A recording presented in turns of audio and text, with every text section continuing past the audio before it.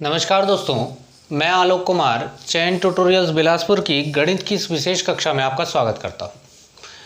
आज हम जिस अध्याय के बारे में पढ़ने जा रहे हैं वो एक ऐसा अध्याय है जो कि सभी प्रतियोगी परीक्षाओं में पूछा जाता है। आप इससे भली भांति परिचित हैं। इस अध्याय का नाम है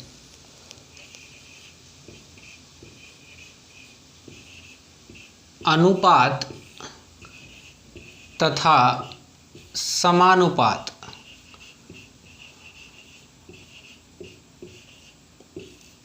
इसे अंग्रेजी में कहा जाता है रेशियो एंड प्रोपोर्शन।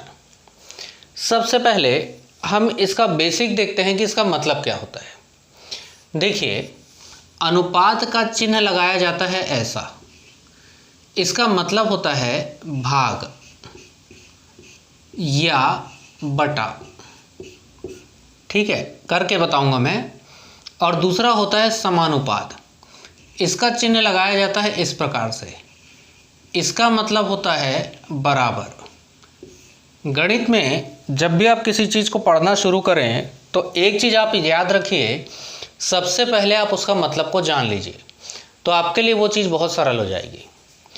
उदाहरण के लिए, जैसे मान लीजिए मेरे पास लिखा गया है 2:3 समानुपात 4:5।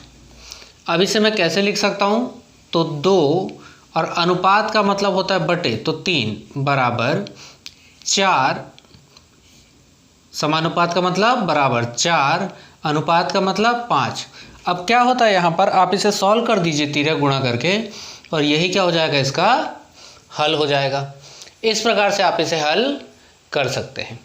तो एक काम करते हैं, आज अपन लोग अनुपात और समानुपात में सीजी व्यापम में 2003 से लेकर अभी तक पूछे गए कुछ प्रश्नों को देखते हैं। ठीक है, तो चलिए देखते हैं पहला प्रश्न अपना।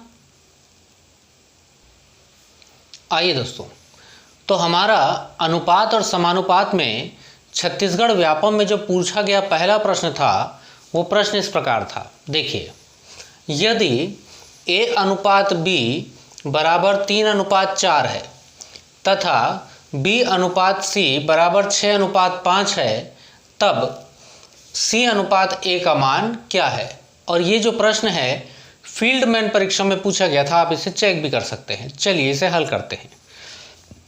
देखिए क्या क्या दिया गया है, इसको आप सबसे पहले आप लिख लीजिए क्या क्या दिया गया है। तो इसने दिया है a अनुपात b बराबर 3:4। ठीक है, फिर दिया है b अनुपात c बराबर 6:5। तो हमें क्या ज्ञात करना है, c अनुपात a बराबर हमें ज्ञात करना है। तो देखिए, इसे हल करने के कई तरीके हो सकते हैं। मैं आपको एक ऐसा तरीका बता रहा हूँ जो ज़्यादातर लोग उपयोग करते हैं और इससे बड़ी आसानी से क्वेश्चन सुलझ सकता है। देखिए कैसे। तो a अनुपात b, तो आप सबसे पहले क्या करिए, लिख दीजिए a, b और c, क्योंकि हमारे पास a, b और c तीन ही चीज़ें हैं। अब देखिए a का अनुपात कितना है, 3, तो a के नीचे में लिख दीजिए आप 3। b का अनुपात कितना है, 4, तो यहाँ लिख दीजिए 4।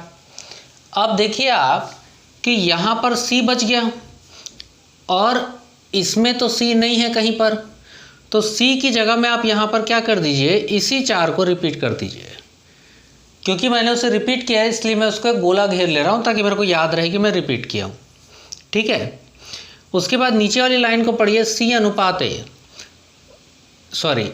अनुपात c। तो b का अनुपात कितना दिया है, देखिए 6, और c का अनुपात कितना दिया है, देखिए 5।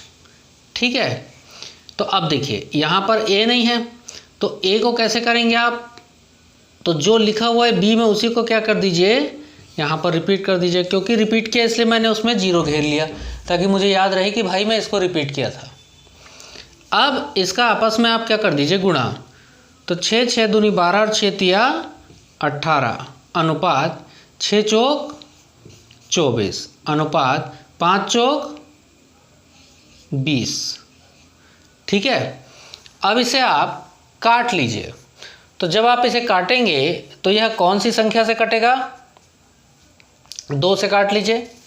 तो 2 से काट लीजिए। 2 निया 18, 2 एकम 2, 2 दूनी 4 और 2 दहम 20, 2 दहम 20। अब तो कटेगा नहीं पूरा पूरा सबसे। तो अब यहाँ पर देखिए आपसे किसका अनुपात पूछा था? C अनुपात A पूछा था। तो C का अनुपात कितना है देखिए 10 और A का अनुपात कितना है देखिए 9। तो इसका आंसर क्या हो जाएगा? 10 अनुपात 9। ठीक है, चलिए अगला क्वेश्चन देखते हैं। आइए दोस्तों अगला प्रश्न देखते हैं। तो यहाँ पर दिया गया है यदि 3p बराबर 2q तथा 2q बराबर 3r तो p अनुपात q अनुपात r का मान कितना होगा? ये पूछा गया है। AGDO का एक पेपर हुआ था छत्तीसगढ़ में, AGDO का पेपर हुआ था उसमें। तो इसको कैसे हल करेंगे देखिए। तो यहाँ पर देखिए क्या दिया है 3p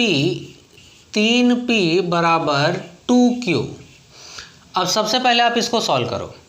तो 3p बराबर 2q, तो p को यहीं रहने दो, ठीक है, और q को इस तरफ ले आओ तो ये इसके नीचे आ जाएगा। पक्षांतर करने का नियम को थोड़ा सा देख लो आप लोग, है ना। पक्षांतर का मतलब क्या होता है? जब कोई राशि बराबर के एक ओर से दूसरे ओर को जाती है।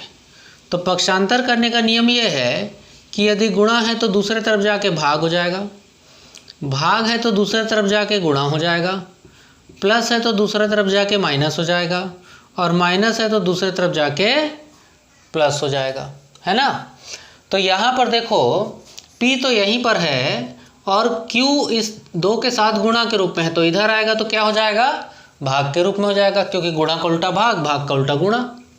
बराबर जब q इधर से इधर आ गया तो यहाँ कितना बच गया? तो 2 बच गया, तो 2 की 2 लिख लिए। अब ये 3 क्या हो जाएगा? इधर चला जाएगा, तो 3 इसके साथ गुणा है तो इधर जाके क्या हो जाएगा? 2 के साथ भाग। तो इसका मतलब है p बटा q बराबर क्या हो गया? 2 अनुपात 3। पहली बात सॉल्व हो गई, ठीक है। दूसरा देखते हैं। दूसरा लिखा है 2q बराबर 3r, 2q बराबर 3r, ठीक है। तो अब इसको सॉल्व करो। तो यहाँ पर q का q रह जाएगा और ये r इसके नीचे आ गया। यहाँ पर 3 का 3 रह गया, 2 इसके नीचे चला गया। अब हमसे पूछा क्या है? तो p अनुपात q, मैं इसको मिटा रहा हूँ ना, स्क्रीनशॉट ले रहा हो।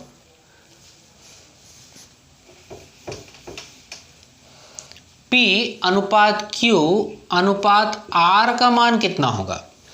तो देखो p का कितना है? 2, है ना। p का कितना है? 2, q का 3 और r का 2। तो p अनुपात q अनुपात r का मान क्या होगा? 2 अनुपात 3 अनुपात 2। इस प्रकार से आप इसको आसानी से सॉल्व कर सकते हो, ठीक है। आज छोटा सा वीडियो बना रहा हूँ खाली मैं, 2 प्रश्न व्यापम में जो आया था मैं आपको बताया आज, है ना। अब मैं कल से एक प्रयास कर रहा हूँ कि ना पूरी बुक को लूँगा और पूरी बुक को लेके चैप्टर वाइज पूरा सॉल्व कर दूंगा उसको, ठीक है। लेकिन हम वीडियो बना के डाल रहे हैं, इसका कोई चार्जेस तो है नहीं, है ना। तो भाई हमको भी तो पता चले कि आप लोगों को वीडियो अच्छा लग रहा है और आप लोग इसे देख रहे हैं, तो थोड़ा सा लाइक और शेयर करिएगा। थोड़ा व्यू आता है तो ऐसा लगता नहीं यार हमारा बनाना सही है और समझ में आ रही लोगों के बात, ठीक है। थोड़ा सा लाइक और शेयर कर दीजिएगा। तो मैं कल तो संडे है ना, उसके एक दिन बाद मंडे से, है ना, थोड़ा सा यदि इसमें 50-100 व्यू आ गया, है ना, 100 व्यू भी आ गया, तो मैं आगे की वीडियोस लगातार चैप्टर वाइज बनाऊंगा और बुक का नाम बता के बनाऊंगा, ठीक है, जिससे कि आपकी पूरी प्रैक्टिस हो जाए। और जिन लोग कोचिंग करना चाहें वो लोग बिल्कुल कर सकते हैं आकर के, लेकिन जिन लोग कोचिंग नहीं कर सकते वो इस वीडियो के माध्यम से भी गणित को बड़ी आसानी से समझ सकते हैं और पढ़ सकते हैं। तो चलिए सोमवार को मिलेंगे। उम्मीद है 100 व्यू कम से कम तो आप लोग इसमें दे ही देंगे। आपका बहुत बहुत इस वीडियो को देखने के लिए धन्यवाद। मैं आलोक कुमार फिर आपसे मिलूँगा। धन्यवाद।